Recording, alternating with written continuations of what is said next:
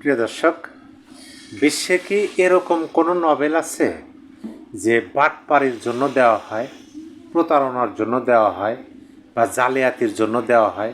মানে আমার জানা মতো নাই। যদি আপনাদের কারো জানা মতে থাকে তাইলে ডক্টর ইউনূসকে এরকম একটা নভেল এনে দিতে পারেন। কারণ তিনি শিষ্য বাটপার, আপনি জালিয়াতি বলেন, মোনাফেকি বলেন, বাটপারি বলেন, যেটাই বলেন ওই একই জিনিস।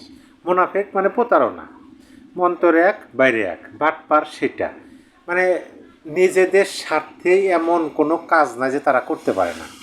এত অন্যের কি হলো, এতে দেশের কি হলো, রাষ্ট্রের কি হলো, সেইটা তাদের কাছে মূল বিষয় নয়। তাদের মূল বিষয় হলো নিজেরটা, নিজের কি হলো।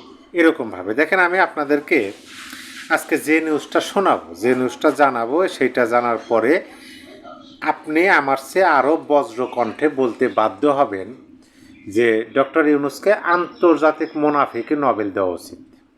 যদিও নাই, মানে একেবারে কাস্টমাইজ করে শুধুমাত্র বিশ্বে একজন ব্যক্তি ডক্টর ইউনূস, তাকে দেওয়ার জন্য একটা নোবেল যদি বানানো যায় তাহলে নোবেল কর্তৃপক্ষকে আপনারা রিকোয়েস্ট করতে পারেন। দেখেন, আজকে হচ্ছে মার্চের 3 তারিখ 2026, দুপুরে 1:42 কালের কণ্ঠ পত্রিকায় এটা নিউজ হয়েছে। শিরোনাম হলো, নিজেকে অতি গুরুত্বপূর্ণ ব্যক্তি ঘোষণা করতে আইন লঙ্ঘন ডক্টর ইউনূসের। ওই যে কিছুদিন আগে শুনলেন না যে ডক্টর ইউনূস যমুনা ছাড়তেছেন, অনেকে ভিডিও ফুটেজ দেখে সন্দেহ করলেন যে ডক্টর ইউনূস তো ক্ষমতা হস্তান্তর করছেন, রাষ্ট্রীয় অতিথি ভবন যমুনা ত্যাগ করতেছেন, তারপরে তিনি কেন কঠোর নিরাপত্তা পাচ্ছেন, কেন এসএসএফ তাকে নিরাপত্তা দিচ্ছে। তারপরে আমরা জানতে পারলাম যে তিনি নাকি ভিভিআইপি, ভেরি মানে ভেরি ভেরি, আই মানে ইম্পর্টেন্ট, পি মানে পার্সন, যেটার বাংলা হয় খুব খুব গুরুত্বপূর্ণ ব্যক্তি।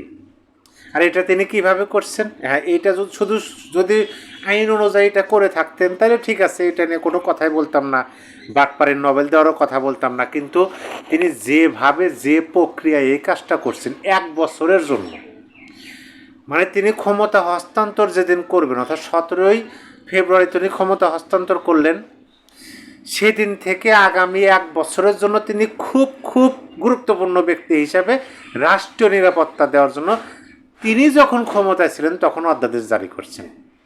প্রক্রিয়াটা আপনাদেরকে একটু পড়ে শোনাই। প্রক্রিয়াটা শোনার পরে আপনারা বুঝবেন যে বাংলাদেশে যদি বাটপারের মানে শীর্ষ তালিকা করা হয় এবং সেই তালিকা যদি একজন ব্যক্তি থাকে, তাহলে আমি ডক্টর ইউনূসকেই বলবো যে তাকেই দেওয়া হোক সে নামটা। দেখেন, দেশের জনগণ হিসাবে এত শক্ত শব্দ ব্যবহার করতে চাই না, মোটেও ইচ্ছুক ছিলাম না রোজা রমজানের দিন। আর আপনার ছোটোবেলায় যে সমস্ত শব্দ আমরা ব্যবহার করতাম সবাই জানে, শুনলে অনেকের ভালোও লাগে। গুরুজনেরা নিষেধ করছেন যে এই ধরনের শব্দ ব্যবহার করা যাবে না, তাই বলে কি ভুলে গেছি? ভুলে যায় নাই, বলি না। কিন্তু বলার এরকম ঘটনা থেকে বলার খুব ইচ্ছা জাগে, তারপরেও মানে একটু চাপা দিয়ে রাখি, বলি না। দেখেন, বিদায়ী অন্তর্বর্তী সরকারের প্রধান উপদেষ্টা ডক্টর মোহাম্মদ ইউনূসকে তার দায়িত্ব হস্তান্তরের তারিখ থেকে পরবর্তী 1 বছরের জন্য অতি গুরুত্বপূর্ণ ব্যক্তি হিসাবে ঘোষণা করা হয়। এর ফলে দায়িত্ব পরবর্তী সময়েও তিনি বিশেষ নিরাপত্তা বাহিনীর অর্থাৎ এসএসএফের কঠোর নিরাপত্তা বেষ্টনীতে থাকবেন, যেটা আপনারা দেখছেন। আমি শুধু প্রক্রিয়াটা আপনাদেরকে বলি।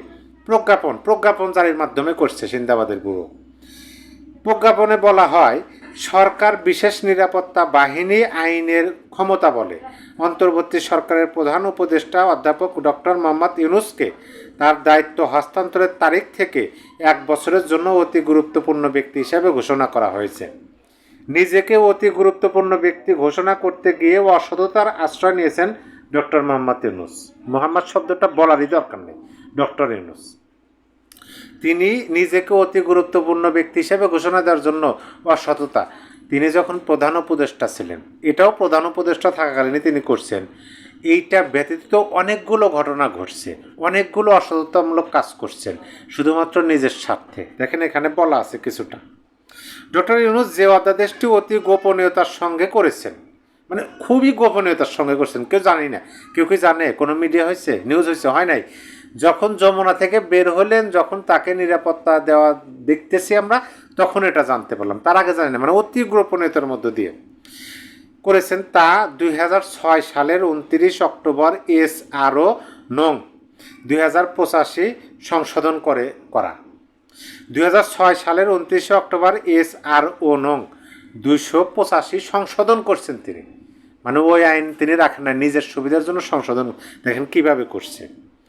ওই আদেশে বলা হয়েছিল, মানে সংশোধন করার আগের আদেশে বলা হয়েছিল, রাষ্ট্রপতি, প্রধানমন্ত্রী ও নির্দলীয় তত্ত্বাবধায়ক সরকারের প্রধান উপদেষ্টাকে স্ব পদে কর্ম বসানোর তারিখ হইতে এবং জাতীয় সংসদের বিরোধী দলীয় নেতাকে নির্দলীয় তত্ত্বাবধায়ক সরকারের প্রধান উপদেষ্টার কার্যভার গ্রহণের তারিখ হইতে বাংলাদেশের অভ্যন্তরে সর্বোচ্চ 3 মাস অতি গুরুত্বপূর্ণ ব্যক্তি হিসেবে ঘোষণা করা হতে পারে। তাহলে কাদের কাদের? রাষ্ট্রপতি, প্রধানমন্ত্রী, নির্দলীয় তত্ত্বাবধায়ক সরকারের প্রধান এবং বিরোধী দলীয় নেতা ক্ষমতা হস্তান্তরের পরে নিজ দেশের মধ্যে 3 মাসের তিনি ভিভিআইপি হিসেবে গণ্য হবেন। কিন্তু ডক্টর ইউনূস কী করছে দেখেন, বিদায়ী অন্তর্বর্তী সরকারের প্রধান উপদেষ্টা ডক্টর ইউনূস এই আদেশের আলোকে শুধু তার নিজের জন্য নিজেকে 1 বছরের জন্য অতি গুরুত্বপূর্ণ ব্যক্তি হিসাবে ঘোষণা করেছেন, কিন্তু বাকিদের ক্ষেত্রে এই সময়সীমা বৃদ্ধি করেননি। বাকিদের ক্ষেত্রে ওই 2006 সালের 29 অক্টোবরের সেই আইনে আছে, শুধুমাত্র নিজের জন্য একটু মারিং কাটিং করে 1 বছরের তিনি ভিভিআইপি ঘোষণা নিছেন। আইন বিশেষজ্ঞরা বলছেন, কোনো ব্যক্তির জন্য আইন পরিবর্তন বা প্রণয়ন করা যায় না। কোনো একক ব্যক্তির জন্য আইন প্রণয়ন বা আইন পরিবর্তন করা যায় না। 10 ফেব্রুয়ারি অতি গোপনীয়ভাবে জারি করা অধ্যাদেশটি, মানে 12 ফেব্রুয়ারি নির্বাচন, 10 ফেব্রুয়ারি তিনি অধ্যাদেশ জারি করছেন। একদিকে যেমন সংবিধানের মৌলিক নীতির লঙ্ঘন, ঠিক তেমনি এটি ডক্টর ইউনূসের স্বার্থপরতার একটি উদাহরণ। আপনি ভাবুন, যে ক্ষমতা হস্তান্তর করবে, নির্বাচন হবে, সেই নির্বাচনের 1 দিন আগেও সংবিধান লঙ্ঘন করছে। আপনি ভাবুন, তাকে কোন শব্দ দিয়ে আপনি আখ্যায়িত করবেন? আমি তো মনে হয় যে শব্দগুলো বলছি, প্রথমে আমার কাছে মনে হলো যে ছোট ছোট শব্দ, আরও বড় বড় বলা উচিত ছিল। এখন মনে হতেছে যে না, আদৌ মানে বড় বড় আরও ছোট বলা উচিত ছিল। আমার মনে হচ্ছে না, সেগুলো ছোট হয়ে গেছে, আরও অনেক বড় বড় শব্দ ব্যবহার করা উচিত সিন্দাবাদের দৈত্যের জন্য। নিজেকে শুধু অতি গুরুত্বপূর্ণ ব্যক্তি হিসেবে ঘোষণা করেনি ডক্টর ইউনূস। অন্তর্বর্তী সরকারে 18 মাসে বিভিন্ন সুযোগ সুবিধা নিয়েছেন তিনি। নিজের বিরুদ্ধে দুর্নীতির মামলা প্রত্যাহার করিয়েছেন ক্ষমতার অপব্যবহার করে। পত্রিকায় কালের কণ্ঠ বলতেছে এগুলা।